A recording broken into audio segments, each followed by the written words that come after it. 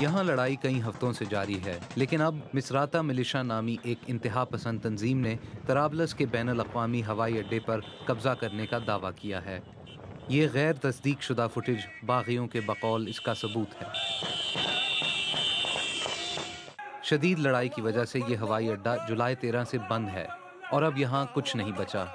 ہوائی اڈہ مکمل طور پہ تباہ ہو گیا ہے۔ 2011 میں کرنل غدافی کا تختہ الٹنے کے بعد سے یہ ہوائی اڈہ زنتا نامی ملیشیا کے کنٹرول میں تھا۔ اب ایک ملیشیا سے دوسرے ملیشیا اس کا کنٹرول منتقل ہو جانے سے طرابلس کے عام شہریوں کی زندگی پہ کم ہی اثر ہوگا، جن کی اکثریت پہلے سے لڑائی کی وجہ سے بے دخلی کا شکار ہے۔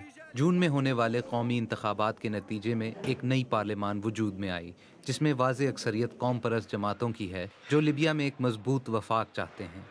اس نئی اسمبلی کے ممبران نے ایئرپورٹ پر قابض ہونے والے جنگجوؤں کو دہشت گرد قرار دیا ہے، لیکن ملک کے بیشتر حصوں میں ان منتخب جمہوری نمائندوں کے کوئی اختیارات نہیں ہیں، اور خطرے کے باعث نئی مجلس شورا کا اجلاس مشرقی شہر تبروک میں منعقد ہوتا ہے، اور لڑائی اب طرابلس سے آگے پھیل گئی ہے۔